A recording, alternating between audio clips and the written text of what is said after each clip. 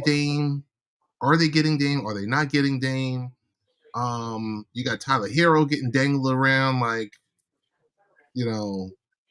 yesterday's news. First question is of this combo question is, what would you tell Miami if you were Pat Riley or part of his front office, and would you get in the James Harden business? Well, let's answer the second part first. There's no way James Harden gets anywhere near South Beach. Unless the team he's playing for is in town, there is no way. James Harden, for what James Harden is, he's still a 22 point, 10 assist a game guy, but there's just so much stuff he has off the court. And of all places that you want James Harden, the city of Miami, there's not a chance in hell that happens. Riley would, Pat Riley would literally walk off set if he allowed that trade to happen. And what he told the locker room, listen, this locker room somehow got to the NBA Finals where their leading scorer, Tyler Hero, hurts his wrist and hurts his hand literally in the first game of the playoffs. And they got to the finals. There is no Gabe Vincent. There is no Max Strus, who all got paid going to other places. So what has Miami always done? It's next man up. Miami's always had next man up mentality. They remember the Heat were almost eliminated in the play-in game. So it wasn't like the Heat was his first place team that just somehow fell apart. They were literally one game away from being at home last year after getting punched in the face by Atlanta in home at in the play-in game the first time around. There's not really much to say. This is a 500, maybe a 43-win team, but just like always, Jimmy Butler is a different animal in the playoffs. The first two rounds of Jimmy Butler is a complete different animal. So I expect them to be in the play-in game. I think you bring Tyler Hero back. I think they just have to find some kind of way to get out of Kyle Lowry's contract and go find some decent role players other than Duncan Robinson at this point. Do you, just as a follow-up question, do you extend Bam do you extend Bam this season or next season? I think what happens is you extend him after the next season, because if you do it now, the cap hold hits when Kyle Lowry's contract comes off the books. So, the one thing about NBA is always financial flexibility going forward. The new CBA has really going to really hurt teams when it comes to bringing in these major players or trying to put super teams together, because it's going to be hard when you hit the different levels of the luxury tax. So I think Miami's going to try to keep the flexibility. It's almost the same way that Philadelphia didn't extend Tyrese Maxey earlier in the week, because the cap hold hits at the beginning of next season instead of the following year, where you have Maxey on a $13 million cap hold and you're able to sign free agents. So Miami's going to wait. I think you'll let him go into restricted free agency, and you're going to open the book up. Adebayo is the next player in Miami's future, so you're open the book up. You just wait, and Bam makes more money if he waits another year anyway. Who do you expect to have a bigger impact on their team of the new players that have arrived? Chris Paul or Bradley Beal? Bradley Beal. Because truth be told, I don't think Chris Paul ends the season in Golden State. I don't know how this is going to work. It's watching it in open night was weird to watch. It was really, and when it wasn't so bad with Draymond not being out, but when Draymond returns, how is that three-guard lineup going to work? Who's playing center? Is it Kevon Looney or is it Draymond Green? Because you can't keep Looney and Green on the court with Steph, Clay, and Wiggins, because Chris Paul is not going to have it. It just looks awkward with Chris Paul, with Steph Curry being more off ball. It just looks awkward. It almost reminds me of D'Angelo Russell's first year in Golden State. Curry gets hurt. D'Angelo Russell has trade value. They injure Andrew Wiggins, and what happens after that? They win a championship. I don't think Chris Paul ends up finishing the year in Golden State. I think because of the chemistry situation, but I think Chris Paul ends up on somebody's contending team, I think close to the deadline. I think it's good for all parties. I can't see the Warriors winning it with Chris Paul in a three-guard lineup, especially when all three guards are 34 plus. I can't see it.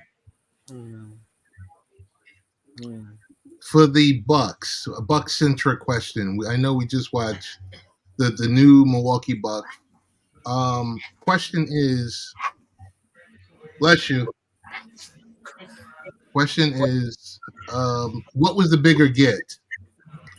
Giannis signing the extension a year early, or just the Bucks front office grabbing Dame from out of nowhere? You have to think, if you watch that fourth quarter, and every time in the last 3 minutes that somebody would get a rebound, especially Giannis, and he's handing that ball off to Dame, and he's moving out the way, Giannis is thanking every bit of his organization. Of course, he's going to commit. I think getting Dame was the biggest thing because it gets Giannis to sign. But watching that end of the game stretch, because Giannis was like, you know what? I have been taking all of this pressure for the last few years. I struggle to hit free throws. Everybody's packing the paint when I touch the basketball. Now I got a guy on my side that can shoot anywhere from 45 feet in. As soon as he crosses half court, you have to guard him because he can launch anywhere in time.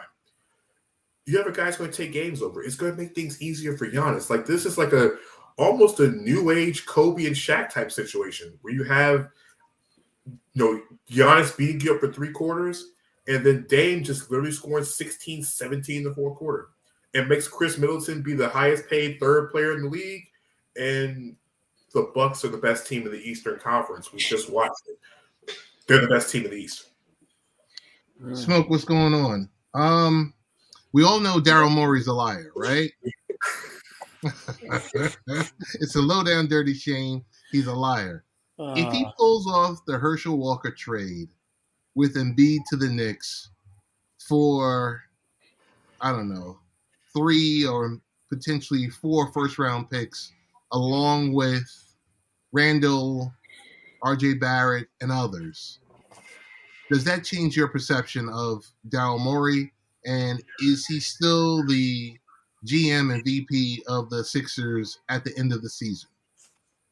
If Joel Embiid hits the button, the nuclear launch button, Daryl Morey ain't making those picks. I'm going to tell you that now. He won't make any of those picks. Do the Knicks want Joel Embiid is my question. Is good question. Do ducks swim in water? Like, Let me tell you something, bro. I'm about to jump in on this. Go ahead. Here's the thing. If you're able, let's be truthfully honest. Okay, they traded Obi Toppin away to Indiana, and they got nothing but second-round picks. This trade sounds easy if Obi Toppin is still on the roster, but he's gone, and you weren't going to pay him. At this point, if you're sending Mitchell Robinson, RJ Barrett, and you have, 14 first-round draft picks in the next 5 years, you unload all those picks, send Evan Fournier's contract, give up Barrett, give up Mitchell Robinson, and you're putting Julius Randle next to Joel Embiid, next to Jalen Brunson, and most importantly, the Knicks still have financial flexibility to go fill out this roster. Okay. So the way you just spelled that out, and I apologize for cutting you off, the way you just spelled that out sounds good.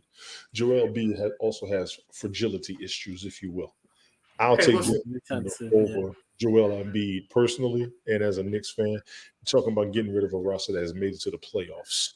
Now, you threw the draft picks in there. Let me get this straight. With that trade, the Knicks get those draft picks, or do the 76ers get those draft picks? Yeah, you got 14 draft picks. Give them up.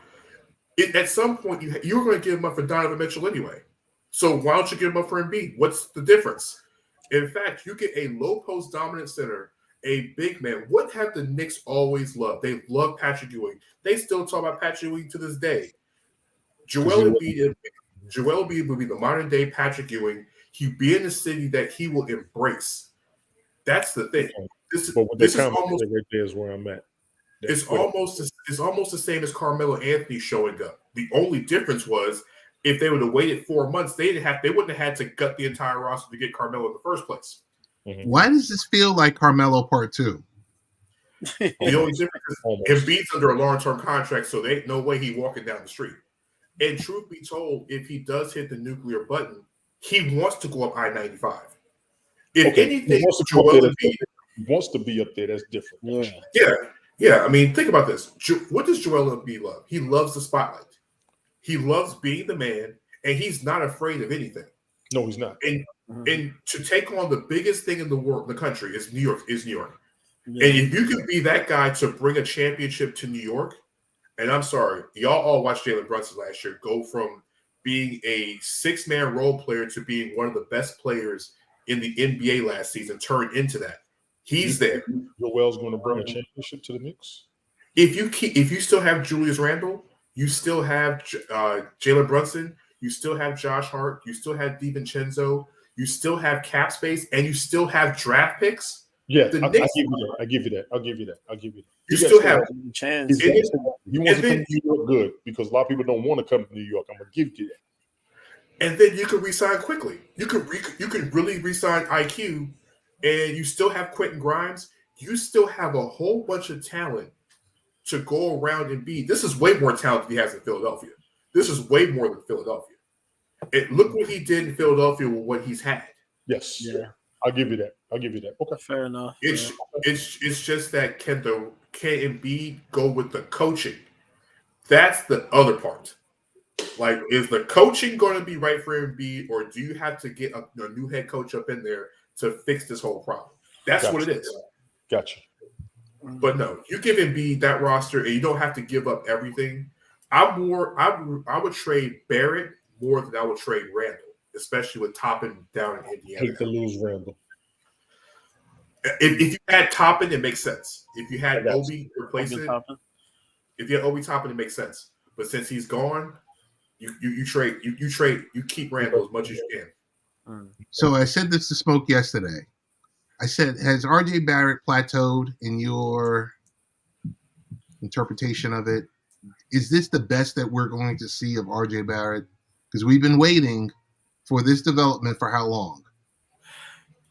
He's not consistent with the jump shot. It's almost as frustrating watching RJ Barrett as it is watching Andrew Wiggins, because you see everything that you want in RJ Barrett the same way you see Andrew Wiggins. It's something that is missing. RJ Barrett doesn't have consistency with the jump shot. He is a high volume scorer. It's just that he's so inconsistent. He's a 20-point-a-game scorer because he takes 16, 17 shots a game. He's a good free throw shooter. He gets to the rim.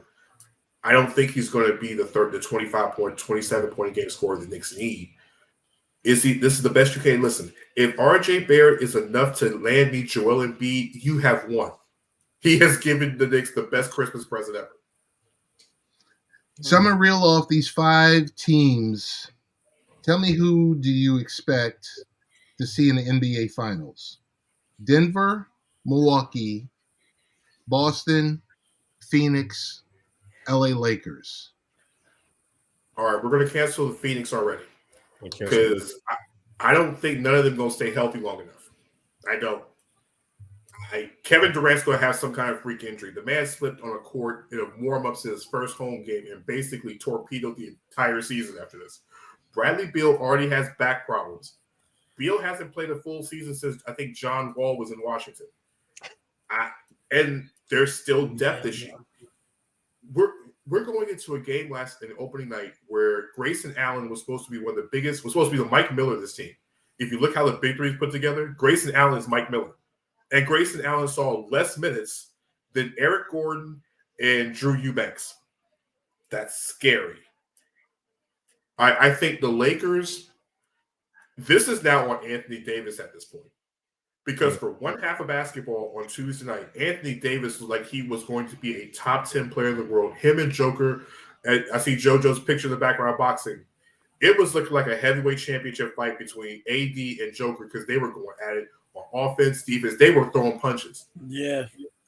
But just like my Atlanta Falcons in the Super Bowl, Anthony Davis went missing in the second half. Nothing. Man went MIA. He said it. I did. I'm a Falcons fan, so I can do this. I live in GM, bro. I'm sorry for you. I'm a diehard Falcons fan. Ted, I feel you. But I'm a diehard Jets man. I understand. At the end of the day, it's really on Anthony Davis at this point. LeBron is 39 years old. He can't be the best player. Anthony Davis has to bring it. I love Austin Reeves. I just struggle with the Lakers in the finals. So give me Denver in the finals, all right, on the West side. When it comes to Milwaukee and Boston, here's where I think the difference is I love Jason Tatum and Jaylen Brown. Jaylen Brown only goes one direction. And yes, Boston has Milwaukee's point guard, but Milwaukee has the better of the point guards. They have a finisher, they have a closer. You have Giannis. Give me the Bucks in Denver in the finals that we all want to see. I know it's not the major markets. I know it's not, it's not Knicks versus Lakers, which have been television's greatest drama. But watching Giannis and Joker go at it in the finals is what we all want anyway. That would be sick. Yeah. There would be. Yeah. Two final questions for you. One being the great Mark Spears from ESPN, from Anscape, every year does a video series where he chooses a specific player all season long. The player itself puts together a journal of their day-to-day interactions with the team, with dealing with home life and everything else like that. If you had an opportunity to do a video/written series, who would be the player and why? All right, let's cancel some players already. Zion Williamson and John Morant, I'm already going to throw out the window because I don't want to hear anything about Zion and Instagram models. And I want Ja to be better. I want Ja to get his life together. I really, really, I'm a John Morant fan. I want no media surrounding him. I want him to get himself together because Ja is one of those faces of the future. So we'll cancel those two out. So Ted, you said one player. I got three players because it's hard to choose one. So let's go with Oklahoma City's Shai Gilgeous-Alexander. Listen, he's Canadian. He plays on a team that is one of the youngest teams in the league. To be able to watch him lead a team that has not only him, but you have Josh Giddey from Australia, you have Chet Holmgren, Lou Dort from Montreal.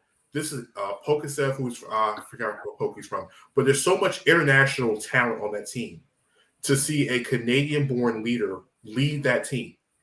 And let's be honest, SGA is one of the 10 best players in the league. Could be top 5 by the end of the year. He's just that good. He's really that good. So watching how a young player does it is amazing. It would be, I think, a great thing to watch. Number 2 would be Anthony Edwards in Minnesota. Listen, Michael Jordan was ready to move sun, moon, and earth to get Anthony Edwards in the draft. Anthony Edwards went to Steve Kerr and said, why am I not getting the ball when there's no Kobe's on this team but me, essentially? Right. Anthony Edwards is every definition of a dog, and I want to see how that works on a day-to-day basis. He's got the Adidas deal. He's a good kid. But I want to see him and Karl-Anthony Towns interact with each other with Rudy Gobert because I've heard the stories from Jimmy Butler about dealing with Cat. I want to see Anthony Edwards, how he deals with somebody a little bit older than him that he's still not the alpha of this team. So I think Edwards is a guy I would love to watch. And truth be told, if we're going to go with the rookie route, Wemby's got too much on his plate. He's going to have too much media attention. So guess what? Give me Scoot Henderson. I've loved Scoot Henderson since G League Ignite. I was a proponent of drafting him in Charlotte. He has a great story, a great family. They're all around. So you're going to have not just Scoot, but you're going to have the entire family around. It's a close-knit bunch. He is now taking over for a legend in his prime, the franchise's best player, and he's been given the keys to the castle. So I want to see, and the thing is, he played professional basketball since he's been 17 because he was in G League Ignite for 2 years. So this is not a deer in headlights. This is an actual grown man coming into the NBA already grown because he's been playing grown men for the last 2 years. So, and you got to think, he has a chip on his shoulder. No one thought he was going to – everybody said he was behind Wemby. There was not one person that said that he should have been taken above Wemby in any type of mock draft. And he plays with that type of Wemby-sized chip on his shoulder. So give me any one of those three guys, and you got my Netflix version of quarterback. I'm ready to rock and roll. Got it. One final thing I want to mention is everyone's been it dropped on Front Office Sports this morning, the new streaming platform Playback, which is going to allow podcasters, content creators to interact with the NBA. They want the Manning cast on steroids. I expect to see you on Playback in some shape, form, or fashion, talking about NBA and everything else like that. Danny, where can we find your work? What's your Substack? What's your social handles? All the above. Well, guys, once again, it's always a pleasure being on Late Night Parents. Finally get a chance to hang out with the illustrious Tony D. I have heard this voice. I've heard Tony D's voice so many times in this podcast. I think I hear more than Ted's voice. So it's great to be on with you. Like I said, meeting Joe for the first time. You can find me. My Twitter handle is right under my name. It's at Danny D-A-N-N-Y 3 Thompson. My Substack, which is the wonderful world of data. It's an analytical look at basketball from a learner's perspective. Most common NBA fans hate analytics. They hate how it changes basketball and makes it a numbers game. But really, it's more intrusive than you think. And a lot of times, those numbers actually show what is actually on the court. So I break it down from a very beginner's angle to help people understand it better. You might be a data guy when it's all over. So you'll see me on there, and I don't know, Ted. I might dip into a playback once or twice to see what it's about. All right. You might catch one sometime soon. Once we get out the first 2 weeks of the season, probably. Not guaranteed. Got it. Danny, want to thank you for coming through, as always, and I'm sure we'll get to see you very shortly on a one-on-one on playback, and if not, on LNP. Thanks again for coming through here. Always, gentlemen. Have a great night. All right. Good meeting you. And that was the great Danny Thompson coming through to talk NBA and the like. JoJo, how are you? How are you feeling 2 weeks back out of that situation? Yeah, I'm good though. I've been good. I've been getting some rest, chilling, hanging out a little bit. I've been good though. I've been good. Yeah. That's good. Feeling good, catching up with some things. But yeah. Hold on, I'm just sending my thank yous to Danny coming through. To him, I swear, and I gotta say this again, man. I was just thinking about this the other night. Basketball season started. He gotta have Danny up here when he do his show. Big ups for that. That was perfectly. That was time. Oh yeah. That is his world. Basketball is his world on your show, straight up. Big ups. Our crackpot production team.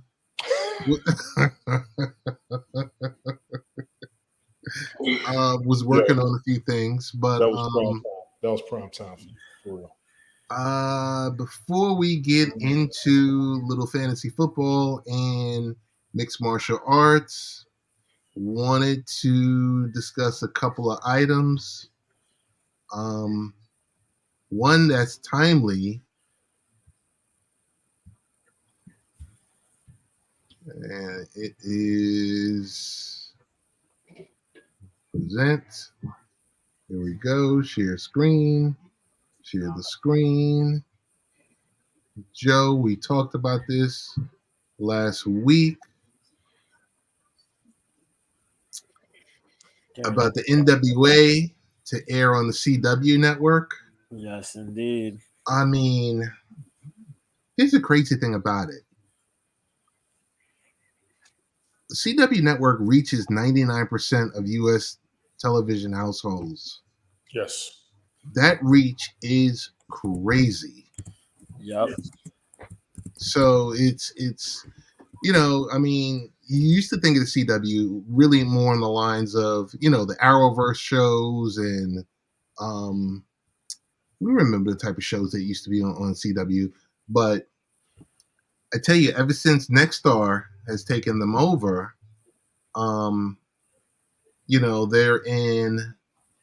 they're involved in NASCAR, they're involved in Inside the NFL, Live Golf. They're starting to pick up specific sports because they know people watch sports. So it's a top 20 network. It's, it does keep things interesting. Billy Corgan was talking about this specific type of deal. It's 2 actual shows. It's, the rights to their flagship wrestling show, Power, And it's also a reality show, kind of like behind the scenes at the NWA. So as we know it, WWE has Fox and USA. Well, Fox for a short term, and then probably that's going to be interesting with how WWE goes to who do they where does SmackDown go to, or where does Raw go to? But AEW has TNT and TBS. Yep. Impact Wrestling, as you mentioned, Mr. B, is going to be renamed to TNA Wrestling, which is revisiting the past. They're on Axis, and now NWA is on CW Network. It's. I hope and pray they don't lose their following on YouTube. I still think they should still air some content on YouTube, like standalone content, not like re-aired or simulcast content on YouTube. But I think that's a big move for them. Any thoughts on NWA joining CW Network? I think it's a good idea for them. NW. Oh my God, what the hell? NWA, long-standing wrestling organization. To get more eyes on it is a good idea, man. It's a good idea for them to switch up and get out there to the public. Get out there more to the public. They do their syndicated shows. It's small, it's a real old school. They're so old school, and you want to see them. That's the frustrating thing. Every time I watch NWA, they have the old school feel. It's syndicated. Yes. Small audience. They watch. And you're like, man, if this could hit more viewers. That's the one thing you always say if you watch it. Regardless of who's wrestling there. Because they have some good talents that go through there. Just wish it had more viewers. Then they get on YouTube. And they get some viewership there. But you're like, if they could get to more if they get a TV deal. Right. They could just get a TV deal. And now here we are. They got pay-per-views. Their pay-per-views do pretty well. But you just want more eyes on the product. And now here we are. But my question for you is, do you keep your YouTube independence or not? I think with the way the NWA does things, keep that YouTube there. Keep that YouTube there. Because they do they do other shows too besides the main NWA. They have the little the NWA they have this little summer series they did. It was NWA USA, something like that. And then they have these little mini series they kind of do in between. So keep that YouTube there. You can put those things there, put some highlights or whatever. But keep the YouTube there. Get this big broadcast out there. Make it work. That's all. Leading into that, Random Rick was good. Random Rick, what's going on? B-sides with Mr. B. This is the week. I think 2 p.m. Saturday, Eastern time. Yep. This thing is happening. I am kind of happy about it. Kind of iffy about it. But it's happening. But before we get into that, there's a little bit of MMA. There's a little bit of MMA. The All Ladies promotion Invicta Fighting Championships is showing an event tomorrow. They have the live event on YouTube. Invicta Fighting Championships 54. Danny McCormack out of Ireland, representing SBG Ireland. Conor McGregor's camping them. Fights this Polish girl by the name of Karolina Wojcik, who's 11-3 for the Invicta Strawweight Championship. Winner here can make a big move, probably a stride over to the UFC. Maybe we'll see. What's up, Rick? Hey, man. Appreciate you. We also got some other fights on here, some veterans here. Valeska Machado, who had fought for the strawweight titles in the co-main against Kalindra Faria in the strawweights. OG vet Christina Williams going to be fighting on here. Long-time regional fighter Hillary Rose will be fighting on here as well. It's pretty good, man. If you want to see the ladies do their thing, go ahead and watch that, man. But also, there's going to be ladies doing their thing in the boxing side. If you like your boxing, tune into The Zone at 9 o'clock Eastern. Or yeah, that Victor, that's at 8 p.m. Eastern, 5 p.m. Pacific on YouTube. This one, though, on MVP, Most Valuable Promotions, that Jake Paul joint, on 9 o'clock on The Zone. We got that card, man. Amanda Serrano defending her IBF, WBO, and WBA female world featherweight titles against Brazil's Danila Ramos in history.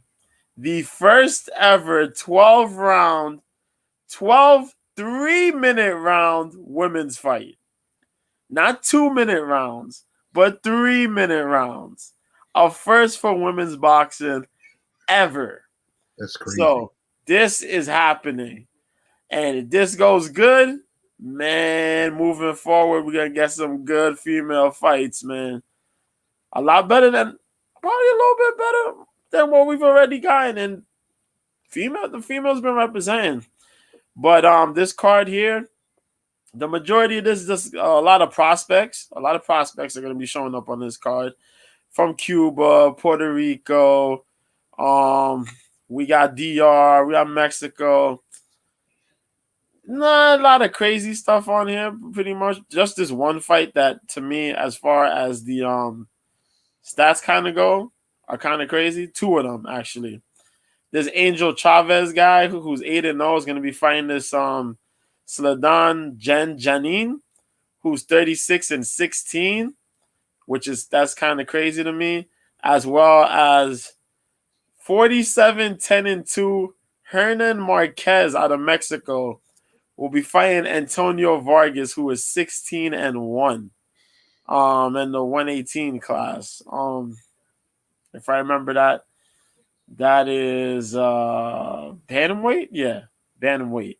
So that's kind of nuts. But yeah. What you wanted to talk to me about, what I'm here for. Saturday at 2 o'clock Eastern, 11 a.m. Pacific, we will tune in to the Fight of Fights, live from Riyadh, Saudi Arabia. My computer, I don't know. I had the picture in the background. Y'all seen it. Tyson Fury will be facing off against the man Francis Ngannou. You know, you always ask yourself the question, what if the top guy in one sport fought the top guy in another sport? Here we are. You know, this went back to 2022 when we were discussing, should the UFC sign Francis Ngannou, re-sign him? They took the option to play games. Francis left and bet on himself. And here he is. He went to a brand new MMA promotion. He'll be debuting next year in 2024. He has a percentage of the promotion. He's also going to be in a good spot there as a overseer to the expansion of the promotion. And yeah, he gets his boxing fight with the number two guy, number one contender, the guy who's going to be trying to fight for all the titles next year against Alexander Usyk. Not next year, next month. Tyson Fury, Mr. 33-0-1. The guy who had all the titles, who beat Klitschko, who disappeared and had the three fights against Deontay Wilder. That guy The guy that we thought got knocked down the first fight, it gets up from the dead. The guy who stopped Wilder twice. That guy. That guy. And the press conferences have been kind of crazy between the two. But this dude was supposed to defend his. They said that it was going to be a title defense. Then it was going to be an exhibition. It's an exhibition. What I know, what I seen, what I could have figured, it's an exhibition fight, but it will be entertaining. The majority of this card is built up on sheer heavyweights. There's gonna be probably one middleweight fight. I didn't know, one middleweight or super welterweight fight, and the rest of this is just sheer heavyweights. So enjoy this card. This card is gonna be if I remember correctly, Top Rank ESPN. So ESPN pay-per-view, you go pay for that. That's $80, I think, if I remember correctly. Yeah, man. Frank Warren's gonna be co-promoting this. We also got a heavyweight title fight on here on the co-main between Fabio Wardley, who's 16-0, versus David Adley, who's 12-0. Both of these dudes are undefeated. Both of these dudes got sheer KO ability. They are nasty, nasty young boxers, bro. Skills galore. It's gonna be fun. My dude Joseph Park out of Australia is fighting Simon Keane. Park is trying to get himself back on the road since he got knocked out by Joe Joyce about 3 fights ago or so. So far, he got 1 win by decision. He had a stoppage, I think, within the first 3 rounds of the fight. He's doing pretty good. He's challenged for the titles a couple times, but hasn't quite gotten them. But he does pretty well. Martin Bacole, my fault, 19-1, will be fighting Carlos Takam, who's 47-1. Arslanbek Makhmudov, who's undefeated, 17-0, out of Russia, will be fighting Junior Anthony Wright, who's 24-1 out the States. Hella good fight. Makhmudov's been putting people to bed. So, man, you can't argue with the majority heavyweight fights on this card. I know they was trying to get the Anthony Joshua, Deontay Wilder fight on this card, but things happened. Andy Ruiz was supposed to be on this card. Things happened. But I'm glad it's happening. This is going to happen. Next year, we'll get our next month, damn it. We're going to get our undisputed heavyweight title fight. I'm looking forward to that. News that I did get this weekend, though, a little bit of MMA news. John Jones got injured. He'll be out of his UFC 295 fight against former title holder Stipe Miocic. This was supposed to be live in New York. It was supposed to be one of the most expensive cards to try to get tickets to. But because that fight fell through, man, those ticket prices have dipped. Mm-hmm. So if you're trying to get tickets now, go ahead. Live in MSG. They moved there's no longer that. So the co-main event, which is not Jan Blachowicz, Yuri Prochazka, who was the former UFC light heavyweight champion, will be fighting the former middleweight champion Alex Pereira, former Glory 2-division kickboxing world champion. He stopped Israel Adesanya to win the middleweight title. Yuri Prochazka had won the title but got injured, so he had to vacate the light heavyweight title. So technically never really lost it. So he'll be fighting in the main event. The co-main will now be replaced by number 2 and number 4 heavyweights, Sergey Pavlovich, and number 4, Tom Aspinall out of the UK. Pavlovich is out of Russia. Aspinall's out of the UK, more so England. He's trained with the Furies, trains with Tyson, Huey, Papa Fury. That's how he gets his boxing. Boxing pretty crisp. Look forward to that card, though. But, yeah, we're talking about a major price drop. Front row tickets to that event were 6 figures. What? That's how insane this fight was going to be. Bruh, I wish I would. nosebleeds were close to 4 figures.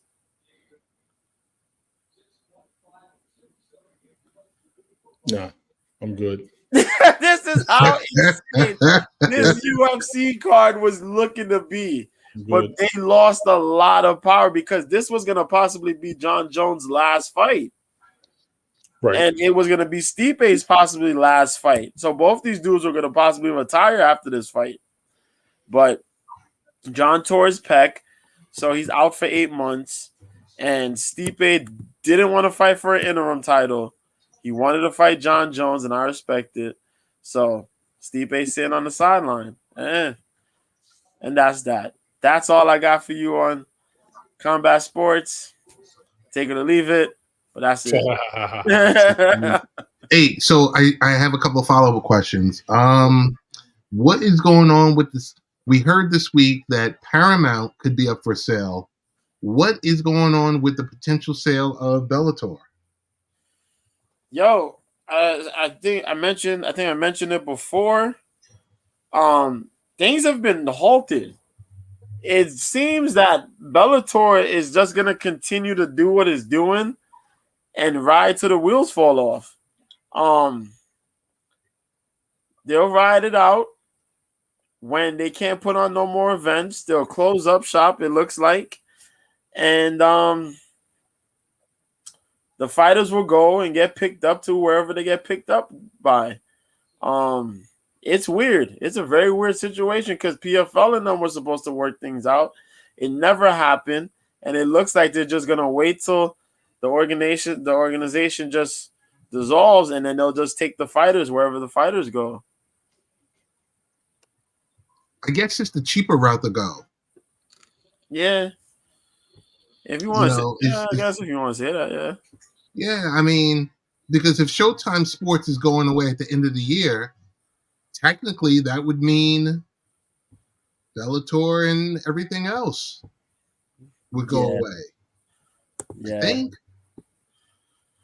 True. I don't know. I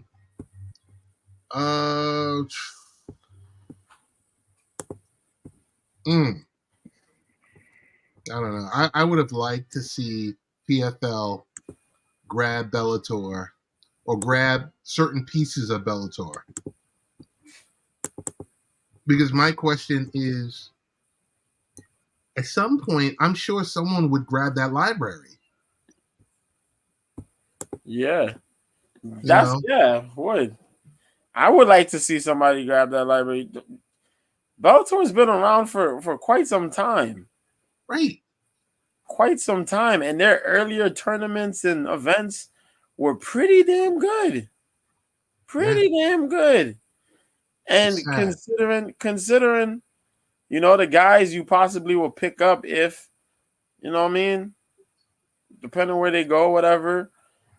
To have that library, man, would be very, very helpful. Very helpful. Yeah, you got a list of legends that have walked in the Bellator. A lot of historic fights have taken place.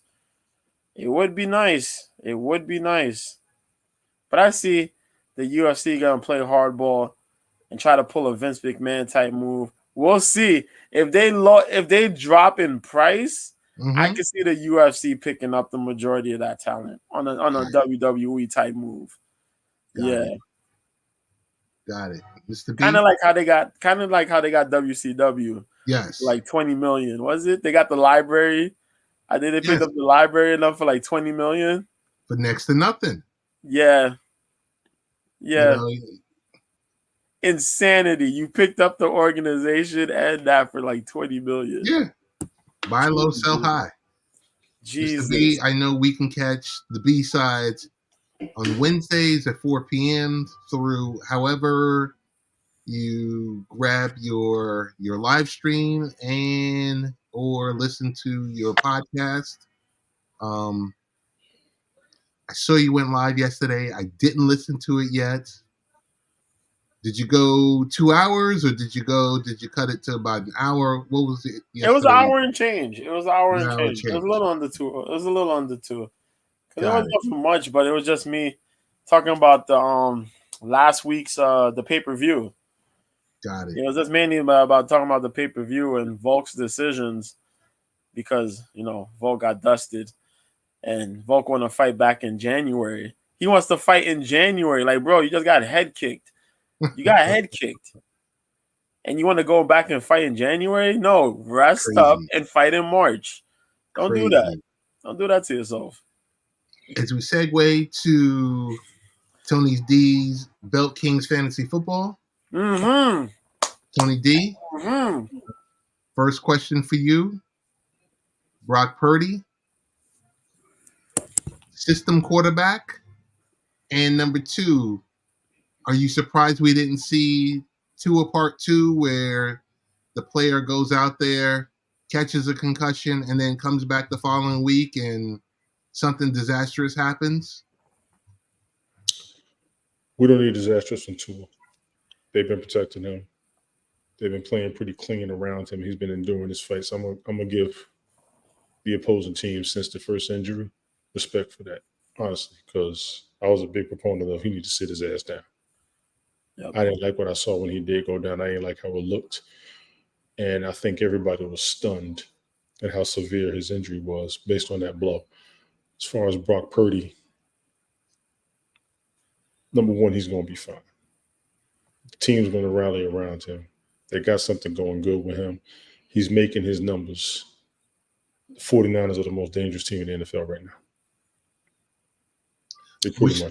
What's your thoughts on Sam Darnold potentially starting on Sunday for the 49ers? Good. This may be his only chance. This may be his only chance pending. Oh, my God. Purdy going out. We watched Sam Darnold for how many years? Dude, it was disastrous. His rookie season. The bad, man. I got messages back and forth. He got a pick 6 on his first throw. People will never let me live that down. So I'm going to need Sam Darnold to come clean while he's out there. This probably be the only opportunity this season to start pending the injury. You might want to maximize this, no disrespect. And your team is loaded. Anything goes wrong, they're going to blame you. Anything goes wrong, they're going to blame him. Yeah. What's your take leading up to this season of hearing Belichick could be on his way out, Belichick this, Kraft is not happy, and then the news last week that Belichick signed another long-term deal? Belichick's going to sign another long-term deal because he's going to remain with the Patriots organization. He just may not be the head coach. Right now, what's going on with him and what's happening with Mac Jones and their numbers, it's not looking good. Those two are not looking like a good tandem. Macaroni Jones? Yeah, Macaroni Jones. I actually saw a story where they were saying what's happening to Mac Jones is abysmal. It's not even his fault. It's the system. I kind of want to question that, but I'm not up there and I'm not seeing enough games to talk back about it. We all know it worked for Brady. It's not working for Mac Jones. We don't know why. No. I think he'll be on the trading block soon. I think so myself. I think he'll be on the trading block soon. They'll get rid of him before they get rid of Belichick. They'll try somebody else. Or hell, they'll get Jimmy Garoppolo back before they get rid of Belichick. Garoppolo's been to the Super Bowl without Belichick. You might want to put the two of them together and see if that'll work. Jeez. What do you see? Do you see there's October 31st trade deadline. Do you see what would be the trade that would totally knock your socks off? Between all the teams?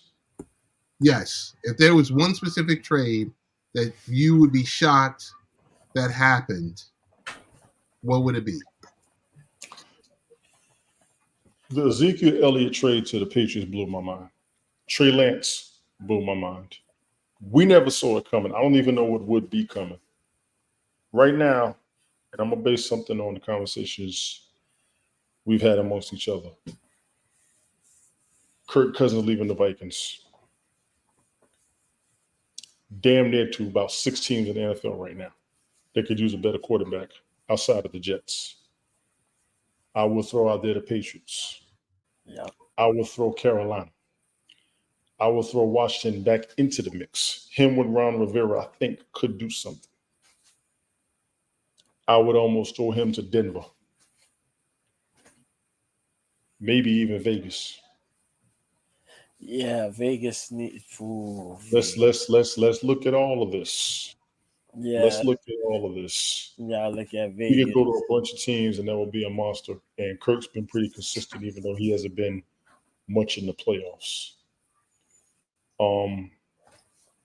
And Ted, I'm going to say it again. I have to admit this. Zeke going to the Patriots and Trey Lance going to the Cowboys blew my mind. I don't even know how to beat those two trades alone in this past offseason. I'm going to throw something out here. Go. Devontae Adams to the Jets. Javonte Adams for the Broncos? Devontae Adams, who the wide receiver. The wide receiver. Yeah. Who was with Green Bay.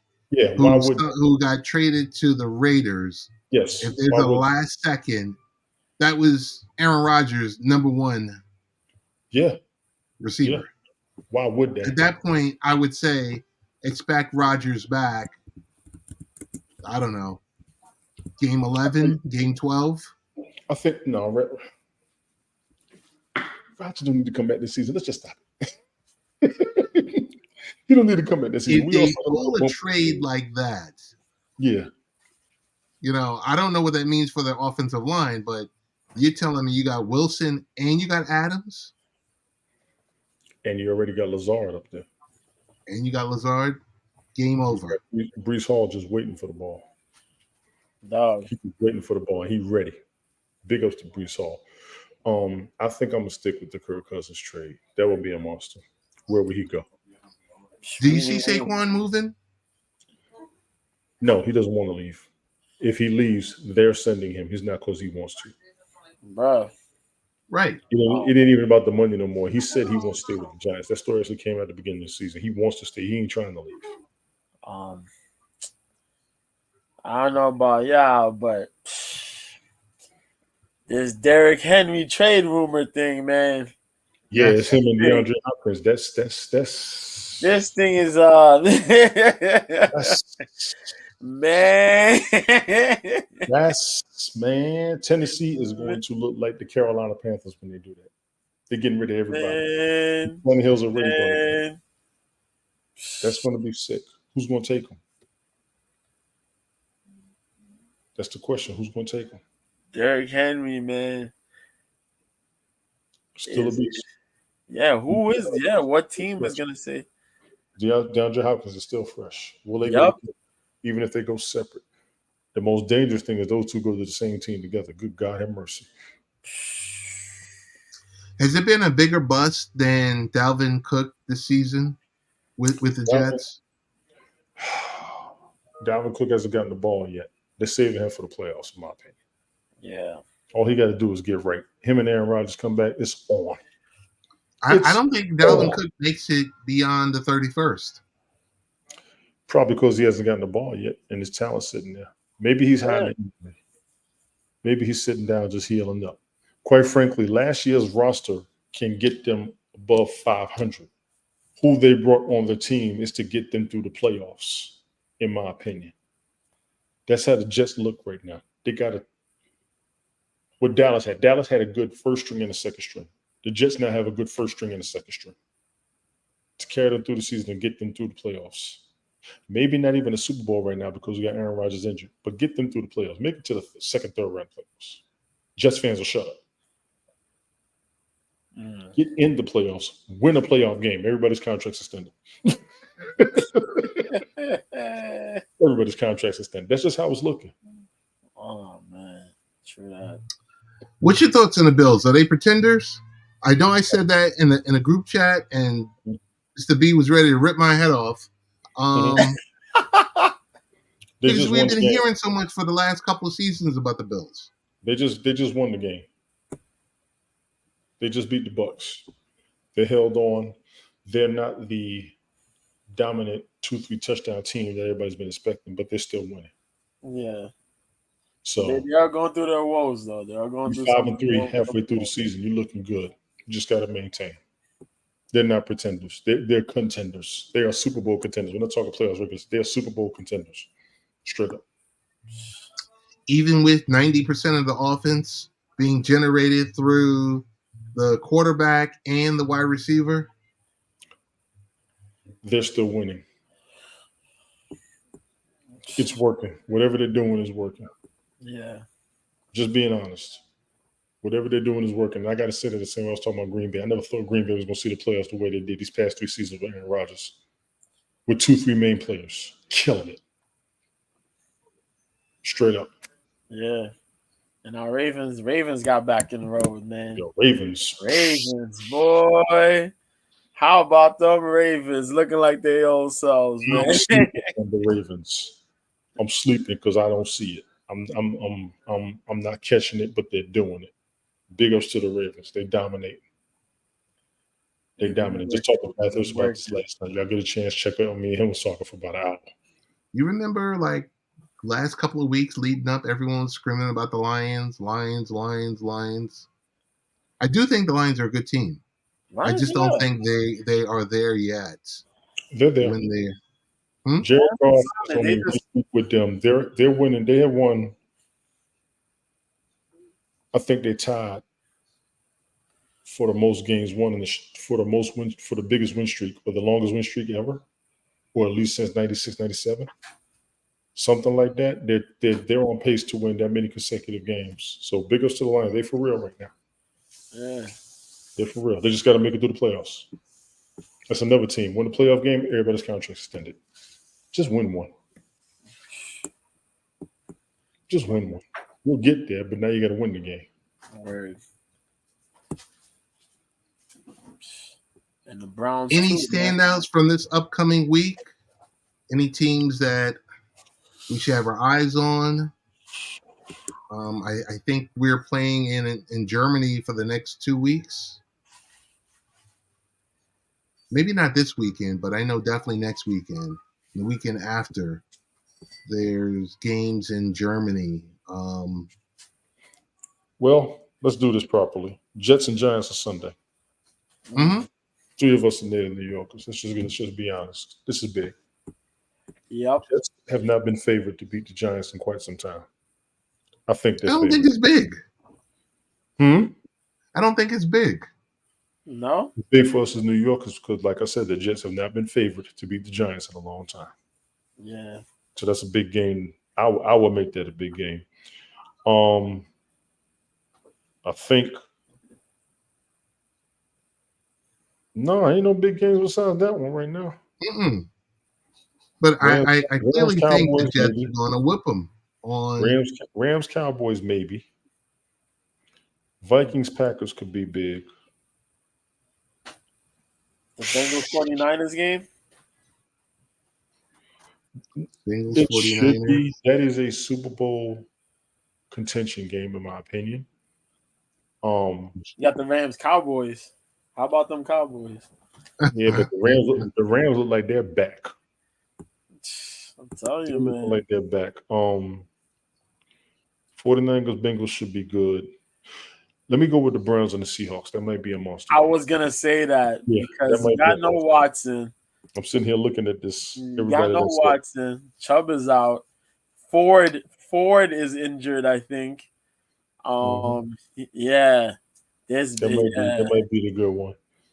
But I'm gonna roll with Jets Giants. I think that's like Mets Yankees for us. And it's a 1:00 game. Nice and early. To all my fellow Catholics, y'all go ahead and let the pastor know. Y'all got a game at 1. I don't want nobody taking their time going up to get communion. I'm gonna need y'all to go and get Oh my God. I actually went to church one time. I'm gonna throw this out there. This ain't no disrespect to my church, but I actually went to church one time, and the pastor got service over 45 minutes. He said, "I want to let everybody know I know it's Super Bowl Sunday, so I'm not going to hold you all up." We said, "Thanks be to God."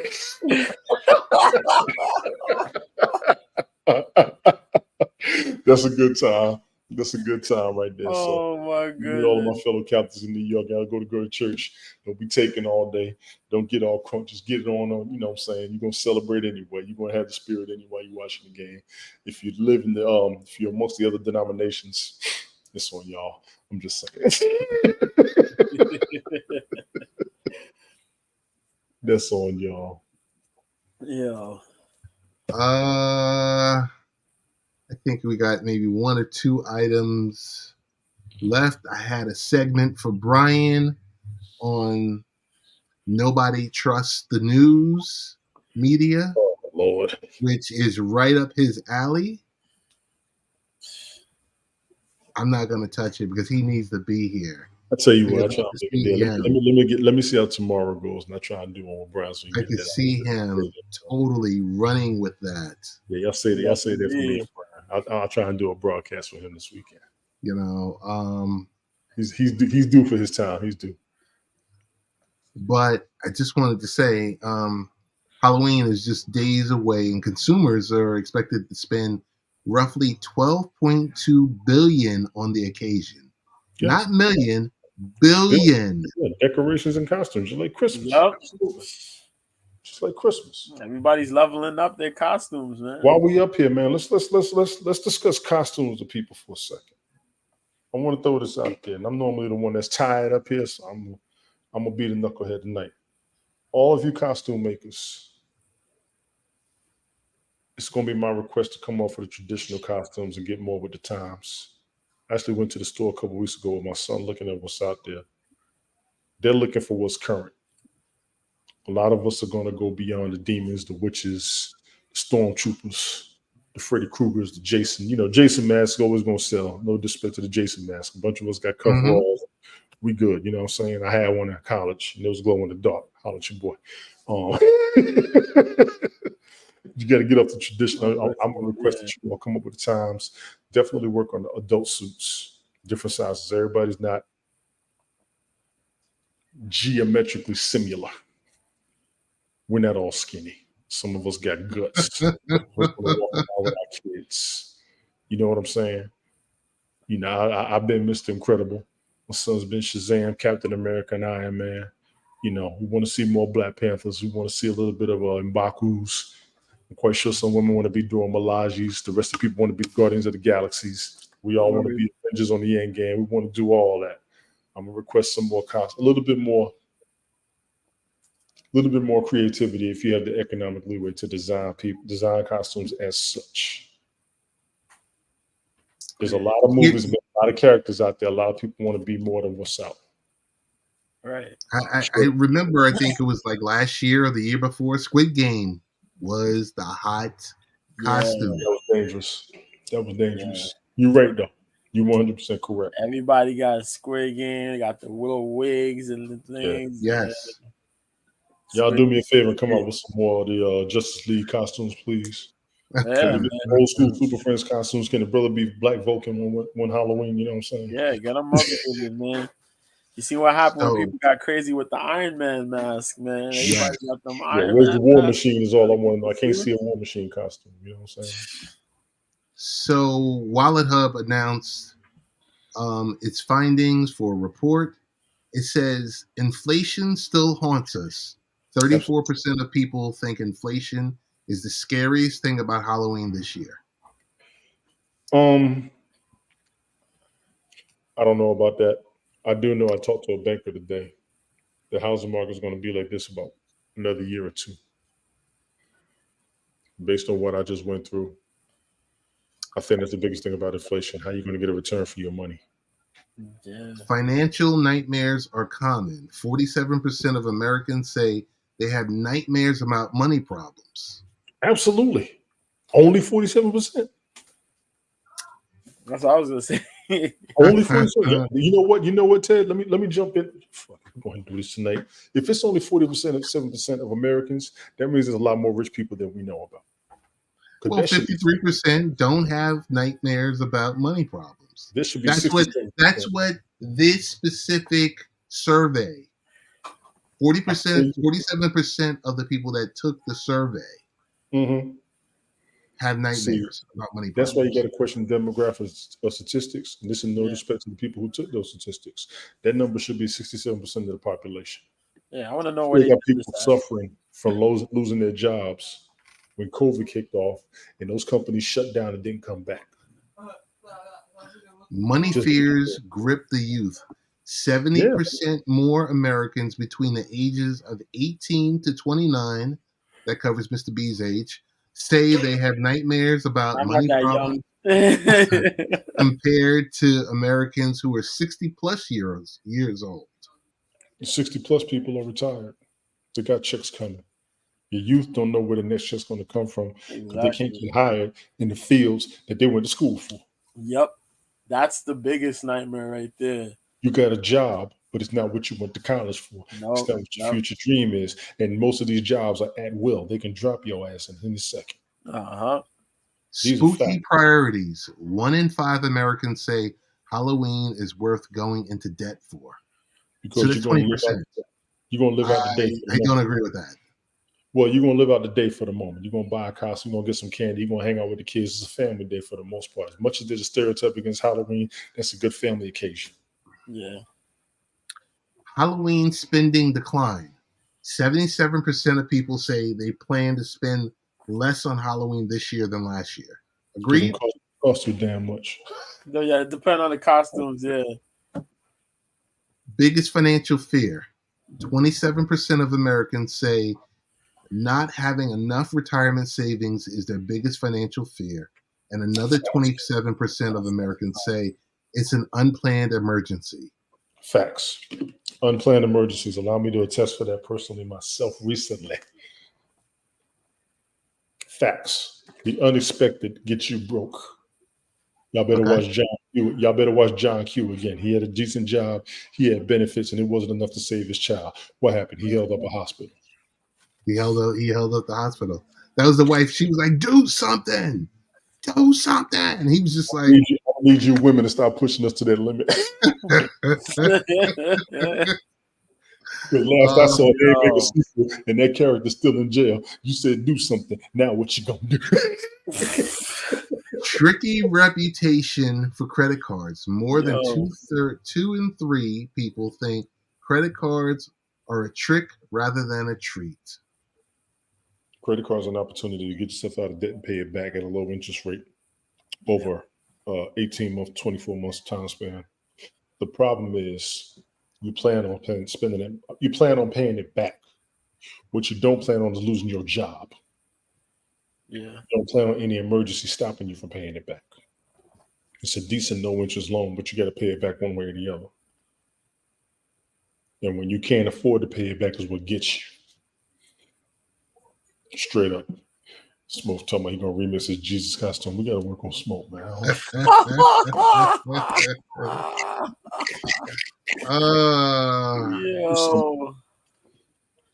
My goodness. Oh, man. You know, I had a story that I won't go into. It's TikTok, the world's most popular website, has secured partners to sell tickets to its first live music event if they're not making enough money already. You know it's going to reach about 100 million people, right? Yeah.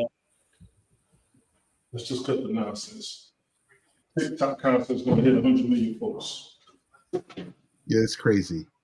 That's crazy. They got to show their comments.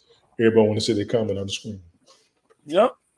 TikTok, holler at your boy. I don't need but about meet me at a mill because you're gonna make the money anyway. I'll leave y'all alone after that. Like I said, I don't want to touch this, I don't want to touch this segment without Brian being here because it's up in his wheelhouse, and the title is "Americans Don't Trust the News Media."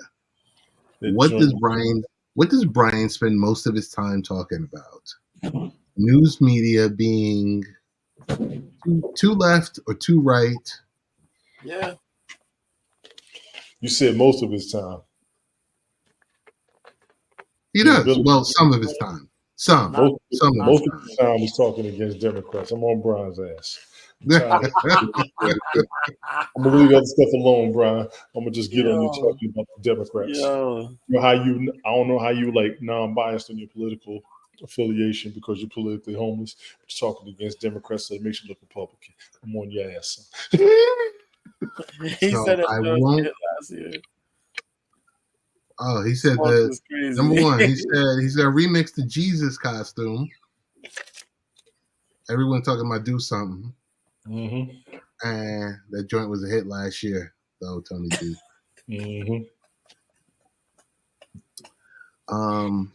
Yeah, we won't talk about news media. I think that's a wrap. 75 minutes in. I don't really want to get into talking about the NBA being investigated for trying to torpedo Ice Cube's The Big Three because they're just starting to talk about that. I saw that a couple months ago. I gotta look more into it. But it's really picking up some heat now. Traction? No, boy. Yeah, it's really picking up some traction now. You need some in-depth aspect of it. And I'm gonna go ahead and say this: Ice Cube was actually on It Is What It Is with Cameron Mason. He broke it down. Yep. Won't talk about. Oh, so we gotta pray for peace in Jerusalem and the chaos that hit Maine with 16 lives being snuffed out. They still ain't find that dude. I was watching that before he came up. He's been 24 hours later. Where is he? They went to his crib. He wasn't there. He's on the run, man. That's crazy. Yep. You know what? Let me throw this out there. Mm-hmm. A big old stink against him, talking about he a veteran. He's a weapons instructor and all that. He wasn't always a weapons instructor. I'm a veteran. They say he been to war. I've been to war. He killed 18 people, injured 20 others. I'm gonna need y'all to do me a favor. I'm gonna get his ass stop playing. Facts, man. A bunch of y'all know the area. A bunch of y'all are familiar with the area. I actually had a conversation about this earlier. They're letting local and law enforcement do their thing before the big boys come in. Y'all got about 24 more hours before people start talking shit. Sorry, Ted. No, it's okay. We'll have to make that needs to be said. Y'all got to make this one explicit. I know he can shoot and all this and all that. Y'all act like he the only one who can shoot. All them damn hunters y'all got everywhere around this country, especially in these rural areas. A bunch of y'all know these areas and y'all know where to find folks at. Y'all know all the hiding spots. What y'all doing? Yeah. Go and get that dude and get this over with. As far as what's going on over in the Middle East, touchy situation, controversial to a lot of people. The conversations get real intense. All I know is there are 2 aircraft carrier groups over there just waiting. For those of you who are not familiar with the military, 2 aircraft carrier groups is a lot of shit. Yeah. Just be honest with you, all right? Yeah. That's a lot of shit. And I throw it out there. Israel don't really need nobody help. Them dudes being shot at is on-the-job training for their pilots. All they need is more planes, and they know what they're up against because this is not a new issue. This is not a new conflict. This has been happening since most of you all were born and since your grandparents were babies. The only reason you're shocked and you're appalled and you all upset because your ass ain't been watching the news. Nope. This has been going on since I was because no one trusts the news anymore. You ain't got to trust it, but there was a line before. This has been going on since we was in junior high. Yeah. This is straight up. That group is not new. That group has been around like Hezbollah, Boko Haram, and Al Qaeda. Stop it.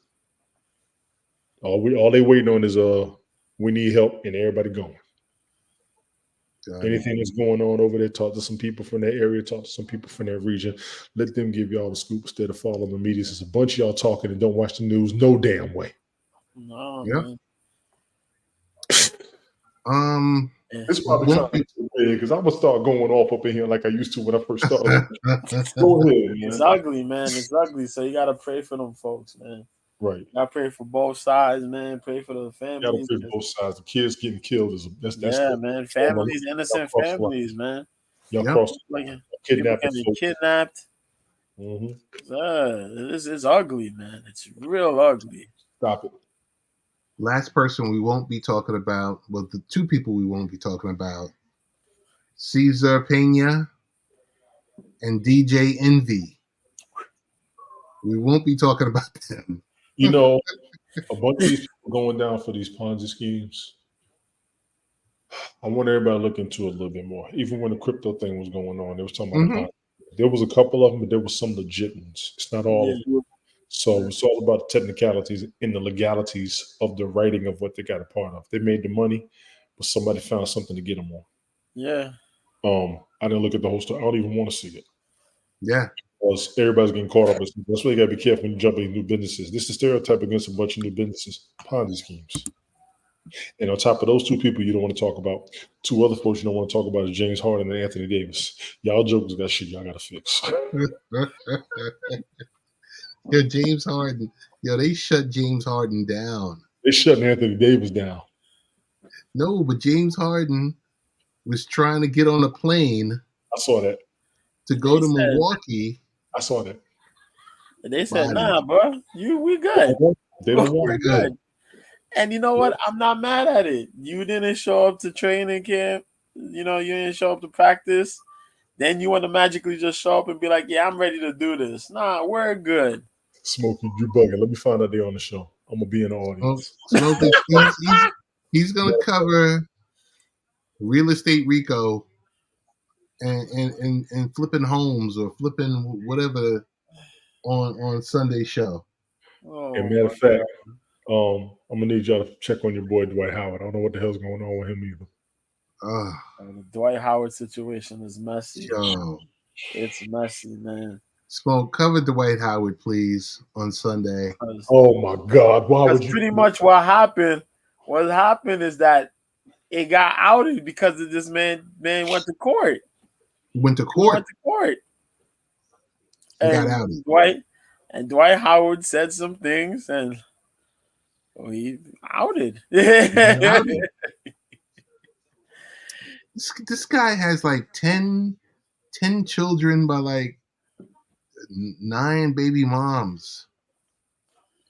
What was crazy is that he kind of put it out there a little bit. We seen some of the signs, some of the clues, you know what I mean? There's been some videos out there, and you're kind of like, nah, that, you know, my eyes are playing tricks on me, man. I can't, that's not real. That didn't happen. Nah, that's not it. He didn't say that. And then this thing happened. And I was like, all right. And you just leave it. That's it. You just go, all right. That's it. Dwight gonna get cooked. Oh my God. See, Smoke, I might just let you. Smoke, you can have an hour by yourself on that one. I know how you get. Not even going an hour yourself. I already know how you get. I'm not even going there. Crazy, man. All I know is that it happened. Man, met with the guy. Something happened. Somebody by the name of Kitty showed up. Oh man, this joint, man. You remember like 10 years ago when Mr. C was getting cooked? Oh, yeah. Yeah. Mr. C got recorded. He was getting cooked. He got recorded. I saw that video. He got recorded. They got cooked. Yep. He got cooked. The person went out there in the middle and told him. Yeah, man. Jeez. He couldn't live that down. Nah. Bobby Valentino got cooked. Remember that? Bobby Valentino a while ago got cooked. I remember Michael Irvin got it. I remember Eddie Murphy got it. Oh, yeah. Got it. All that mess. Didn't Teddy Pendergrass get it? Yeah. Yeah. Man. It's crazy. Still. You know? Yeah, man. But Joe, any 1FC cards? There's a Friday fight going on in the morning. Yeah.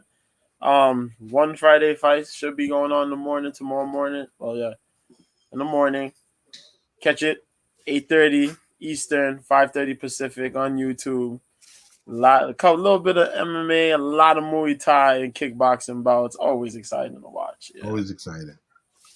Always exciting. You Oh, know, love what they do. yeah, man. I love the fact that they're coming to the arenas that are 7 to 10,000 seats, and they're selling it out like that. Yep. They're doing a very They're, good job, man. They're doing a they're very selling good it job. out. Yeah. You know, I listened to a podcast where the CEO was talking. He was like, I could go after the 18,000 seat arenas, but he's like, you know what? Let's work towards that. Let's sell this stuff out really quick. Boom, boom, boom. There's no Yeah. questions. Yeah, and if there's demand, if there's more demand for it, that's when you go and get the bigger seats, Right. the more seats, Right. yeah, bigger arenas. Man, I think we're going to come to a close. Want to thank both of you gentlemen for jumping on. Want to thank Danny Thompson for jumping on. It was Danny Thompson, man. That was prime time right there. Definitely. That was prime time to me. I was just thinking about that the other night. I was like, this is his time. He needs to This be is up his there. time. Big ups for that. Big ups for that. We might do something next week with a specialist from the NHL to talk a little hockey, get us up to speed on the new season starting and everything else like that. Some things that we should be aware of. We'd like to throw it out there to these specialists, hit them with 5 questions, and then it kind of allows them to elaborate from that point on. Right. Mr. B, where can we find you? Find me on the app formerly known as Twitter. New Year, same B at Mr. B 1986. Drop a DM. See my tweets and my retweets. And I'm on OK Live on the weekends, man. OK Live is this app headed by the Europeans, the Russians, them. There's English folks on there. There's folks speak English, but I'm on there, man. Mr. B is the name, is the profile name. Catch me there when you're trying to watch fights on the weekend. I'm there doing commentary while watching fights. It's hilarious. It's an entertaining time. But yeah, catch it. It usually is. And the one issue that I have with you when you do live stream is your connection is quicker than mine. So I'm hearing the sound effects, Yeah. and I'm hearing your commentary, and then it's happening on my screen, and I'm like,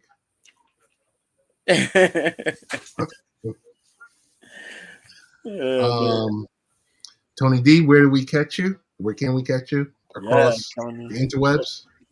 Bell Kings Fitness Football League Sunday morning. Should be good this Sunday to do one. I got catching up to do. My link tree, Tony D. Original, you see on my social media platforms.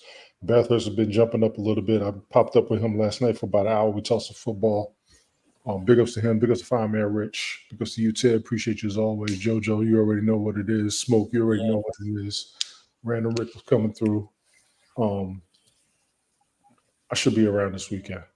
Still making my move and bringing stuff in and situating and organizing. And Lord, I got to condense some mess. I don't even want to show you how my background looks like, but making it to work. I'll be out of town next week for a conference. So I may not be next Thursday. I'll try to be there if I can, depending on how the mornings go and the evenings go. But it's going to be union training, so I'm happy about that because I've been requesting to get more active and get more training on what they got going on at high levels.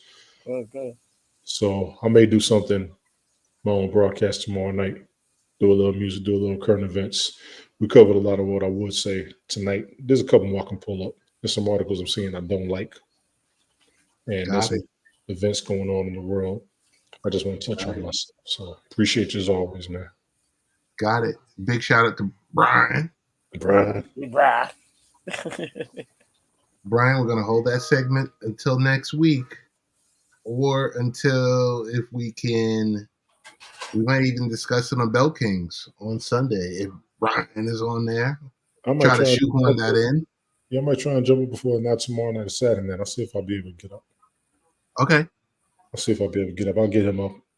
And this is Ted Hicks. We're out. Peace, y'all.